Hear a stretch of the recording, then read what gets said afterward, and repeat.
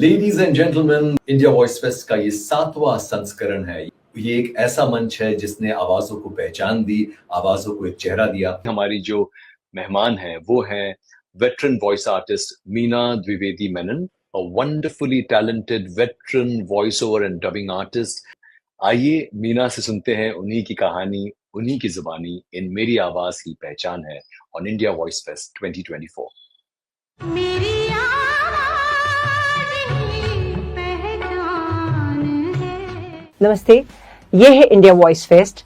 मेरा नाम है मीना द्विवेदी और मेरी आवाज़ ही पहचान है।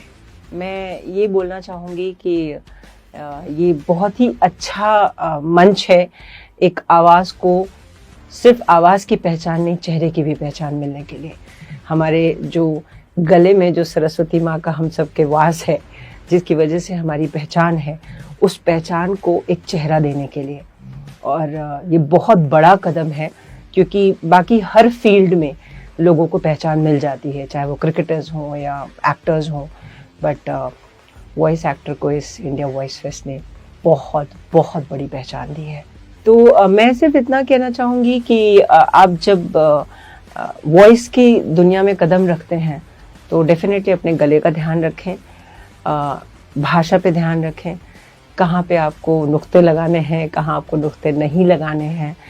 और जब आप माइक के सामने हैं तो माइक हमारे लिए सच में भगवान समान है, तो उसको ज़रूर इज्जत दें क्योंकि वो ही आपकी आवाज़ दुनिया तक पहुंचाता है। सो माइक से कितना डिस्टेंस मेंटेन रखना है, आपकी भाषा कैसी है, आप किस तरह से एक्सप्रेशन दे रहे हैं, कौन से वर्ड पे एम्फसाइज करना है और किस तरीके से, किस लहजे से बात करना है। तो आप जब भी किसी भी भाषा में डबिंग करते हैं या वॉइस देते हैं अपनी, चाहे मूवी के लिए चाहे एड के लिए, तो उस कैरेक्टर को सबसे पहले समझें जो आप कर रहे हैं, जो भी कैरेक्टर कर रहे हैं, चाहे वो बच्चा हो, बुजुर्ग हैं या हम उम्र हैं या कोई भी है। तो उससे बहुत आसानी, ऐसा नहीं कि बस स्क्रिप्ट में लिखा है, माइक पे गए और बोलना शुरू कर दिया। पहले उस कैरेक्टर को समझो। कोई भी फिल्म हो, मतलब मैं बोलती हूँ मसाला फिल्म भी कर रहे हो ना आप, तो भी जो कैरेक्टर आप कर रहे हो उसको समझो। अगर फनी है तो उस कैरेक्टर में एकदम फनी तरीके से घुस जाओ, ताकि जब आप डायलॉग बोलो तो ये नहीं लगे कि आप दूसरी लैंग्वेज को हिंदी में डब कर रहे हो या किसी भी लैंग्वेज को किसी और डब। ऐसा लगना चाहिए कि अरे ये तो इसी भाषा में पिक्चर बनी है। मैं एक चीज़ और कहना चाहती हूँ, जो भी बच्चे हमारी इंडस्ट्री में अभी नए आ रहे हैं, कि आप जो भी कैरेक्टर कर रहे हैं वो तो उसमें तो उतरना ही है, जैसे मैं आपको पहले बोल चुकी हूँ।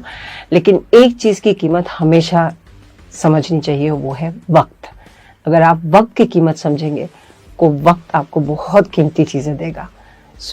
जब भी आप डबिंग स्टूडियो में पहुँचना है उससे 15 मिनट पहले पहुँचिए, अपने कैरेक्टर में जाइए, रिलैक्स, थोड़ा पानी पीजिए and then start dubbing full on. That's it. मेरा सबसे चैलेंजिंग कैरेक्टर था फेयरली ऑड पेरेंट्स करके एक सीरीज था, उसमें टिमी टर्नर का। जब डब ऑडिशन पास हुए तो और ज़्यादा खुश हो गए, और उसके बाद जब डबिंग शुरू की है, वो लड़का सांस ही नहीं लेता बीच में और एकदम फास्ट बोलता है, इतना ज़्यादा ज़ोर से कि एक पैराग्राफ 10 लाइन का एक डायलॉग वो एक सांस में बोल देता था। और मुझे नहीं समझ में आता था कि मैं इसे करूँ। मैं लिटरली, जो मेरा एवरेज स्पीड अगर एक एपिसोड ख़त्म करने में सपोज 1 आवर और ऐसा है, तो वो करने में मुझे 3 घंटे लगते थे, रीटेक पे रीटेक। और उस समय टेक्नोलॉजी इतनी ज़्यादा नहीं थी कि आपने यहाँ से पॉज किया, यहाँ से स्टार्ट कर दिया या गैप। वो आपको, अगर आपका एक वर्ड भी आपने गलत बोल दिया तो आपको, या कुछ स्लर आ गया या कुछ भी प्रॉब्लम हो गई, you have to start from the beginning. तो that was the most challenging character, but that's the most lovely character as well. मेरा सबसे सबसे सबसे स्पेशल प्रोजेक्ट तो नहीं बोलेंगे, अपॉर्चुनिटी थी अमीन सयानी जी के साथ काम करने की। और मैं आपको उनके बारे में क्या बोलूं, मतलब मेरे पास शब्द उतने हैं नहीं। मैं सिर्फ इतना बोल सकती हूँ कि मैं मुश्किल से 1 या 2 बार उनसे मिलने गई, लेकिन उन्होंने ये नहीं मुझे कभी एहसास कराया कि अरे अगली बार आना, अभी टाइम नहीं है, अभी ये नहीं है, अभी वो नहीं है। उन्होंने मतलब 1 या 2 विजिट के बाद ही उन्होंने मेरा वॉइस टेस्ट लिया एंड देन ही started calling me for radio spots. और ऑब्वियसली रीटेक्स मेरी वजह से ही होते थे बार बार, उनकी वजह से नहीं, लेकिन एक बार भी उनके चेहरे में शिकन नहीं या उनके लहजे में गुस्सा नहीं। हमेशा बेटा ऐसे नहीं, ऐसे करो, ऐसे नहीं, ऐसे। और मतलब इतना कुछ उन्होंने समझाया, सिखाया, और बहुत ही रिस्पेक्ट के साथ। मुझे एक सेकंड के लिए भी ये नहीं फील हुआ कि आई एम अ न्यू कमर। कभी उन्होंने इस बात का एहसास नहीं कराया। मैं सच में भगवान की बहुत शुक्रगुजार हूँ कि उन्होंने मुझे अमीन सयानी जी जैसी शख्सियत के साथ काम करने का मौका दिया। सबसे जो मतलब फनीएस्ट नहीं, I think the only funniest incident, हम एक English movie horror movie dub कर रहे थे और डबिंग चालू थी और एकदम खतरनाक सीन चल रहा था और सडनली लाइट चली गई। आपको तो मालूम है कि स्टूडियो में तो मतलब पिच डार्क, और मैं जोर जोर से चिल्ला रही हूँ बट किसी को मेरी आवाज नहीं आ रही है बिकॉज एकदम मतलब लाइट ही नहीं है।